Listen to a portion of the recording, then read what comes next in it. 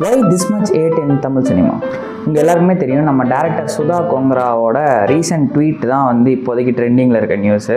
பராசக்தி வந்து தியேட்டர்ஸில் வந்து ப்ராப்பராக போகலை, அதுக்கு மெயின் ரீசன் வந்து தளபதி ஃபேன்ஸ் தான். இந்த ட்வீட்டுக்கு வந்து என்னோட திங் என்னன்னு பார்த்தீங்கன்னா, இப்போ வந்து ஒரு மூவி வந்து ப்ராப்பராக போகலை அப்படின்னா ஒரு குறிப்பிட்ட ஃபேன்ஸ் தான் காரணம் அப்படின்னு சொல்கிறது வந்து ஒரு டேரக்டராக it's not a good way. இது வரைக்குமே வந்து நம்ம தமிழ் இண்டஸ்ட்ரியில் வந்து இந்த மாதிரி ஒரு இன்சிடென்ட் நடந்தது கிடையாது. இந்த மாதிரி நிகழ்ச்சி இதுக்கு முன்னாடி நிறைய நடந்திருக்குது. ஜனநாயகன் ரிலீஸ் ஆகாமல் பராசக்தி மூவி மட்டும் ரிலீஸ் ஆனதுனால தளபதி ஃபேன்ஸ் வந்து ஹேட் ஸ்ப்ரெட் பண்ணுறாங்க, அப்படி கிடையவே கிடையாது. ஈவன் இப்போ ஜனநாயகன் படமும் ரிலீஸ் ஆகிருந்துச்சுன்னா ஃபேன்ஸ் மேபி 2 மூவியுமே செலிப்ரேட் பண்ணியிருந்திருப்பாங்க. பட் இப்போ அந்த மாதிரியான ஒரு கரண்ட் செனரியோ நம்ம தமிழ் சினிமா இண்டஸ்ட்ரியில் அது நடக்கலை. தளபதி ஃபேன்ஸுமே வந்து எஸ்கே மூவிக்கு இவ்வளோ ஒரு ஹேட் வந்து வர்றது வந்து எனக்கே ஒரு மாதிரி ஆச்சரியமாக தான் இருந்துச்சு. நம்ம ஆளுங்க இந்த மாதிரி கிடையாது அப்படின்ற மாதிரி தான் இருந்துச்சு.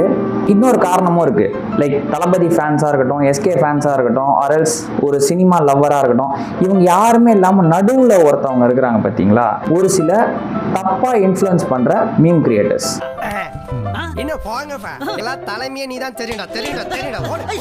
ஒரு குறிப்பிட்ட ஃபேன்ஸோட அட்டென்ஷனை வந்து சீக் பண்ணணுன்றதுக்காக இங்கே இன்னொரு பக்கம் இருக்கிற அந்த ஒரு ஃபேன் ஃபாலோவிங்கே வந்து என்டையர்லி போட்டு அடிக்க ஆரம்பிச்சிட்டாங்க. இப்போ பராசக்தி மூவிக்கு வந்து ஈக்குவல் பேலன்ஸ்டாக தான் இருக்குது. ஒரு சில பேர் வந்து அந்த படத்தை வந்து வரவேற்கிறாங்க, ஒரு சில பேர் வந்து ஒரு தப்பான ஒரு சில அலிகேஷன்ஸ் படத்தில் இருக்குன்னு மட்டும்தான் சொல்கிறாங்களே தவிர அந்த படத்தை யாரும் என்ஜாய் பண்ணாமல் இருக்கிறது இல்லை. சினிமாவாக பார்க்கணுன்றது தான் என்னோட கருத்து.